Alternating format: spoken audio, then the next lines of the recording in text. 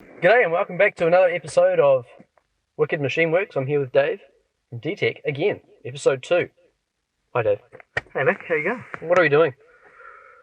Sitting in the car. Sitting in the car, chewing the fat. Today we've just been playing on a G6E Ford Falcon Turbo. We've done an intercooler upgrade and fuel pump system. So sitting in the dyno room and It's quite a nice interior in this as well, actually. bit of leather. Yeah.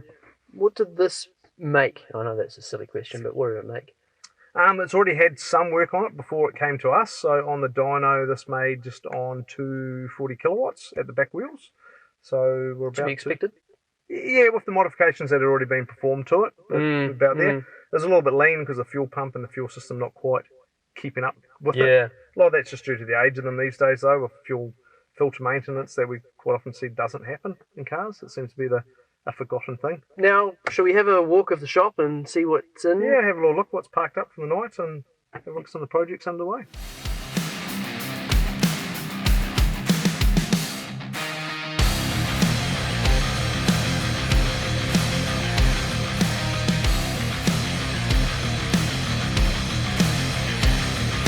So starting in bay 1, we have the Skyline that was here last time. That was engine out, wasn't it? The engine out, yeah. So the engine's all been done, got the new rods fitted to it as per the customer's request. So that's all back in, been running on the dyno and behaved itself and exceeded the goals for the customer. So just a few little tidy up pieces to do for it and it can... And the engine was fine. There's like, I mean, when we saw it out, there's nothing really. Yeah, nothing like you say. It had been a built engine back in the day when the customer had it, and obviously had some standard componentry in there for the rods and that. So really, she's just been a rod and piston upgrade on it to handle all the extra that it wanted. Yeah. Cool. Back together, and all running. Well, Just a little bit of a tidy up on a few last little bits and some pipe work, and she's out the door. She's out the door. Give her clean. And what is this one having? Just ECU and tuning work done on it. Oh, okay. What ECU does this? Is this one? This one's just using a link plug-in ECU into it. Just nice and easy. Just a tidy road car. Which one would you prefer? Or you can't say because they're customer cars. Each one's got its own place, but I think the 32 being the, let's call it the Godzilla era of motorsport days and stuff. I think everyone's got to really nearly choose a 32 really. The Evo is still here? It's still here, yep. The progress on it, wiring, most of the wiring loom is laid out inside. It's a bit of a mess at the moment, but the internal wiring loom's done to the fuel pumps and all that. It's just time for sheathing up, all the tail lights and that's done. Basically, as you can see, a bit of the harness is sitting here where the main bulkhead connector is going to go. Yep. So we've just got to build the main engine harness now, put the mil-spec plug on the firewall there, and then tie up the inside of the loom now. Now I learned something last time I was here from you, is that you actually make your own sensors as well, don't you? We do, yeah. We've got a sister company, I guess, from Dtech, which is HV Electronics, which is in a partnership with two others of us involved in the business. So make our own motorsport map sensors and e-temp sensors and fluid temp, lambda control modules, CAN bus modules and EGT modules, and we also do quite a lot of third-party project work for other companies. And why did you make them? For need of something better. Yep. A bit of frustration with some of the componentry that you bought for the dollar value of it. Especially say like a map sensor, when that's a bit of a mission critical sensor, showing you the load indication to the ECU, so how much boost or vacuum it is. And you need to know what its range is as well, don't you? The range of it and the accuracy of it and response of it too. So response is a big part of it. So will this have any of those in it? Correct. So this will have being the boost level this one's at, it'll probably have one of our 4-bar map sensors. Doesn't need the big 7-bar because we're not going to go ahead for 100 psi through it, but we'll go. You have a 7-bar map sensor. 7-bar map sensor. Yeah, some of the big drag boys in Australia and America running them in there. They can also be used for exhaust back pressure compensations and stuff like that. Ah, okay, that's good. Yeah. Okay. Oh, we'll have to feature those again in the future. A bit later on, talk a bit more. Brady's, yes, unfortunately, the last race. The last time you guys saw this, it was about to head out the door and had its aero package on the back. Brady was winning the last race down at Taupo and unfortunately got rear-ended by another competitor. So we've had to do a new fuel tank cell and... Can you show us? Yeah, you can have a nosy. I mean, a bit of junk in there at the moment. We've also got the engine out now too. Well, we've all got a bit of junk in our trunk. We do, so this has got some junk in the trunk. So we've had to make a whole new... Rear-mounted clutch setup, yes. Rear-mounted clutch, so we've had to make a whole new fuel box for the fuel cell, because that was all pushed into the rear diff and that. Basically the car went under, so Brady's car ended up on the bonnet of the car. Oh gosh. Go under the back of them.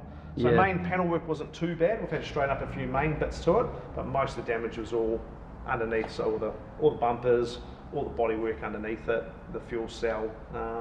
I guess if you're going to be hit somewhere, that's... Yeah, the fuel tank did its job, didn't rupture, didn't do anything, so it's been bang on the money. Unfortunately, it's, well, not unfortunately, but just a bit unfortunate. It costs a bit of money when you're dealing with carbon panels and the work and effort that goes involved with it, and then a bit of suspension work that's had to be repaired from it.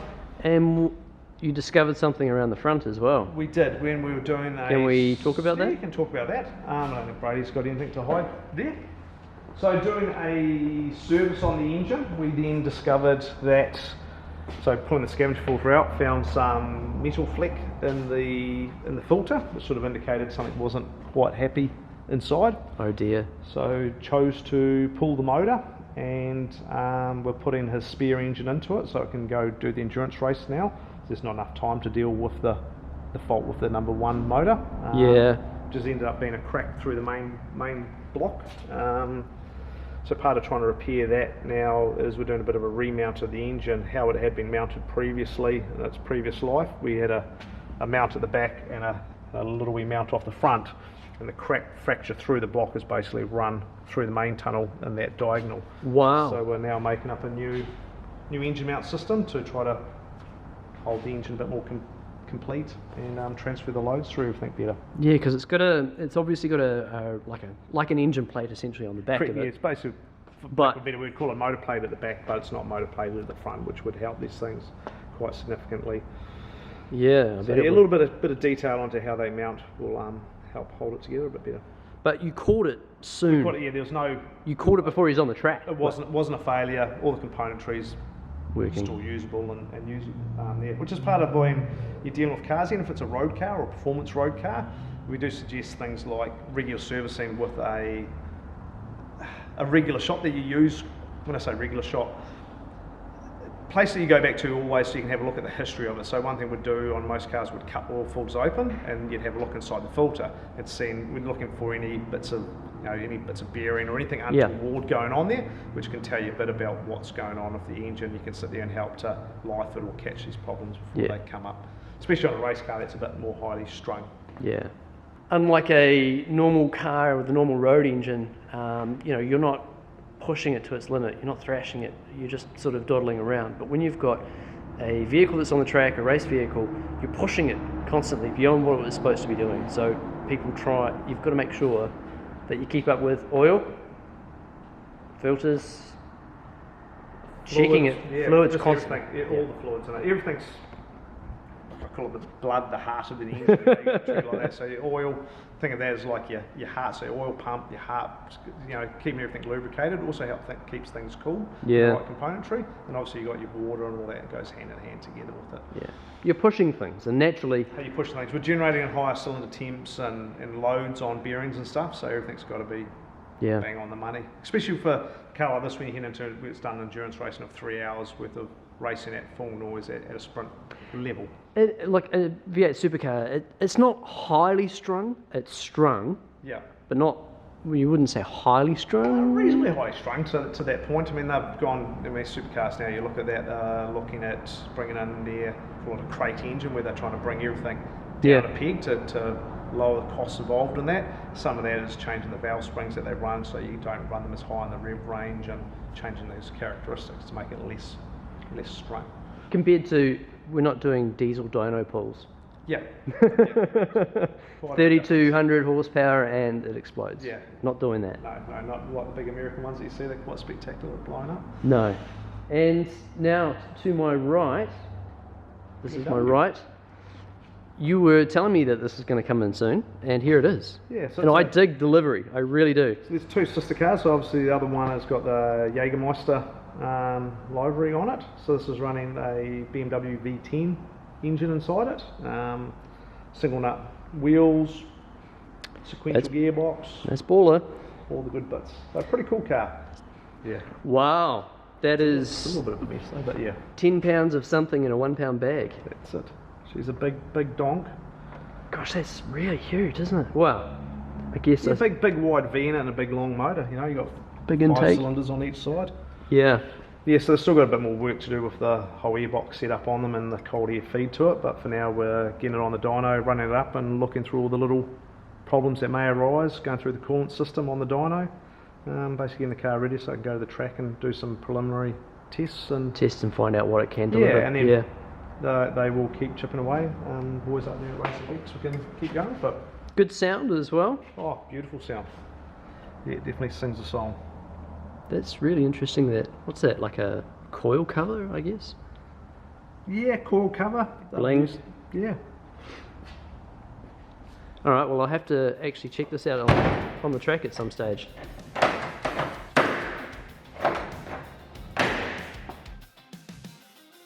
These remind me of, well, the Toyota GT3000, and also it's like a Japanese version of like an E-Type in a way as well. Yeah, I guess so. With the headlight look on them, they've definitely got that style to it. You know, what do most people quite call it? It's a sports car. Yeah. What they were built as. So you got the 6-cylinder. A little heavy though, but.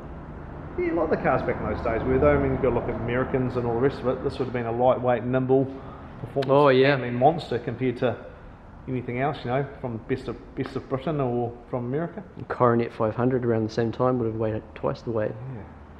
Stock engine? No, this one is actually nice and little warmed up package. And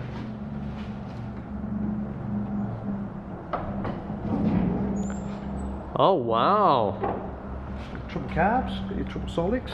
So what do you like at tuning carbs? We're actually not too bad on them. Biggest part you get on these is like this one actually, kit came in from Japan as a restored triple Solix kit to suit this car. And just getting all the right little pieces to make it all work again is the biggest problem. So find a lot of old stuff now is who's been there, who's played a fit, what's the jets, what's the emulsion tubes. Yeah. And then trying to get all the correct parts to fix it. Yeah. Good sound though. Yeah. Really good sound. Gosh, it's actually, it's not a big engine, but it looks... It's really long and tall for what, you know, comparing against a modern thing, I guess. Yeah. Kind of reminds me of like a Holden 202 almost. Maybe it's just because it's blue. Rocket cover look to it, and she's painted blue. Yeah. Cool, very nice to see. Very nice to see. And we have another V8. Another V8 Super Tourer. Yeah, this one's Rodney Gimblets from down Palmerston Northway. Yep. So it's come up to get some maintenance work and a bit of tuning. Yep. It's pretty straightforward, this one really, isn't it? Straightforward, yeah.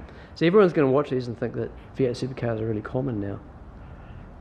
At the shop they seem to be. You'll see a couple here a week, basically. Yeah. Especially this time of year with the endurance racing happening, you know.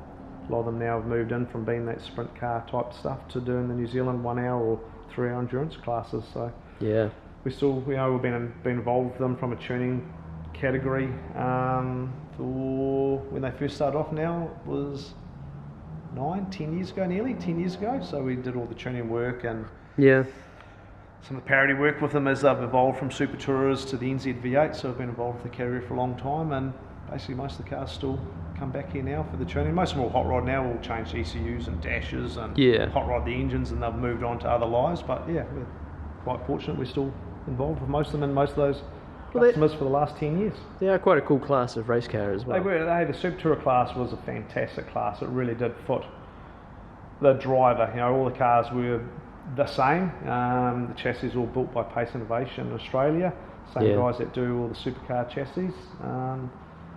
With the LS7 engine in them, the sequential box, little issues that they always had for the budgetary constraints of them, but as a class they were fantastic. You know, you got your likes of Scotty McLaughlin going through them, you had Shane Van Gisbergen here, you had a raft of supercar drivers that came over when we were doing the endurance style racing, which is something we just don't see in New Zealand anymore, and don't know when we will again. But yeah, it was great for you saw, and bought I guess what I like the best about it nearly, and something I struggle with a little bit in motorsport New Zealand, is it wasn't just about the driver, there was also technicians and the engineers and even down to the tyre guys. The team effort. It was a team effort, but it also taught a lot of people these skills. Yeah. So now you look at a lot of the categories, and a lot of people talk about, we call it Dad and Dave go racing. So how do we make it cheap and how do we do whatever? Yeah. And that's why, well, let's just make this one make car, and you don't need the big crews, and that's fine for a cost cutting point of view. But if you want to go win races, you need the people behind you. You do need the people to help you, but it also, to have a class where there's some data for them to look at, it teaches the next engineer that's going to go to supercars or go to, whether it's Indy cars or Formula One or whatever. There's been a great stepping stone in New Zealand for that learning, I guess. And that's something where there's not quite the opportunities there, Now, talking about data, I'm going to cut over some footage as we talk about it, is you invited me out to see Lance Hughes' the new R35 GT3. Yeah, on that day, you were setting up telemetry and a couple of other things as well. So we're installing a telemetry system to the car, so we can have the live data back at the pits to watch what's going on. And there we're watching primarily fuel usage. So being an endurance race, we're very concerned about our fuel burn. So how far through the race can we go? A lot of it's strategy based. When are we going to have to do a pit stop? What's happening? Safety cars happening.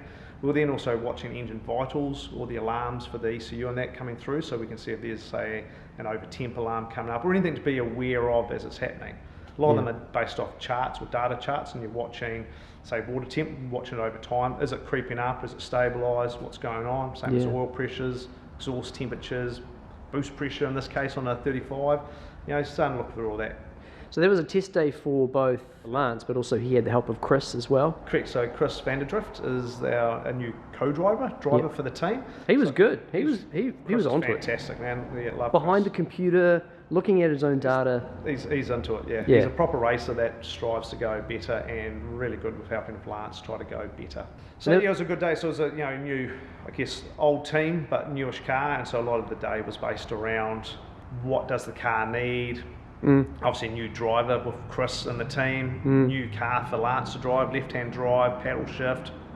Even though we had converted the old Holden to paddle shift, this is left-hand drive, paddle shift, aero. A lot of aero work in the car, and the way it moves, this old car moved around a lot more. It's a lot softer. The 35 is an aero car, so part of it's getting that confidence of the grip level, the faster you go through a corner. And it was really cool to meet Lance. He was really down to earth, and it was cool to meet Chris as well. He just lucky that a lot of the people we deal with are it's who we want to deal with, but down to earth, normal people. Yeah, I really enjoyed that, and to see that car. I mean, it's not rare, but it's not.